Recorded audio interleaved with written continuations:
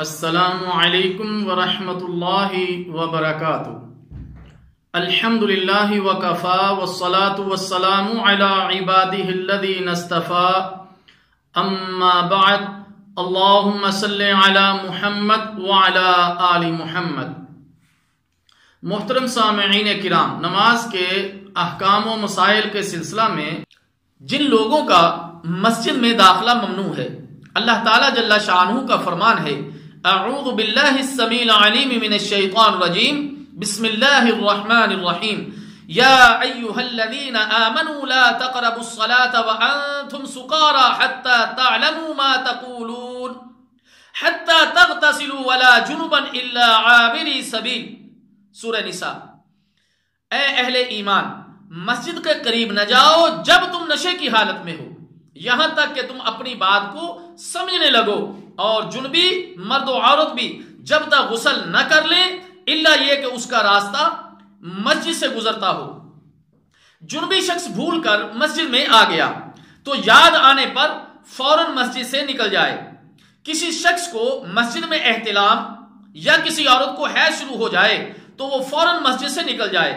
سیدنا ابو ہریرہ رضی اللہ تعالی عنہ فرماتے ہیں، ایک مرتبہ نماز کھڑی ہوئی اور صفیں درست ہو گئیں تو رسول اللہ صلی اللہ علیہ وسلم تشریف لائے، اور جب اپنے مصلی پر کھڑے ہو گئے تو آپ کو یاد آیا کہ وہ جنبی ہیں، تو آپ نے ہمیں اپنی جگہ رکنے کا حکم دیا، پھر غسل کیا اور ہمارے پاس اس حال میں آئے کہ آپ کے سر سے قطرے ٹپک رہے تھے، پھر آپ نے تکبیر کہی اور ہم نے آپ کے ساتھ نماز ادا کی۔ صحیح بخاری۔ اسی طرح جس شخص نے کچا لہسن، پیاز یا سگریٹ، حقہ، بیڑی سمیت کوئی بھی بدبودار چیز کھائی ہو، اسے تب تک مسجد میں نہیں آنا چاہیے جب تک کہ وہ اس سمیل کو یا اس بو کو جو اس کے منہ سے آ رہی ہے وہ زائل نہ ہو جائے، ختم نہ ہو جائے۔ صحیح بخاری۔ جن کا مسجد میں داخلہ جائز ہے، عورتیں عبادت وغیرہ کے لیے مسجد میں جا سکتی ہیں، اس کی تفصیل انشاءاللہ تعالی ہم خواتین کے مسائل میں ذکر کریں گے۔ نابالغ بچے مسجد میں آ سکتے ہیں۔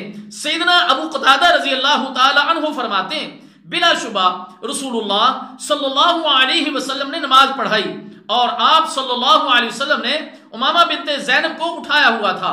صحیح بخاری کتاب الصلاۃ۔ اسی طرح صحیح مسلم۔ اسی طرح کافر کا مسجد میں داخلہ بوقت ضرورت جائز ہے۔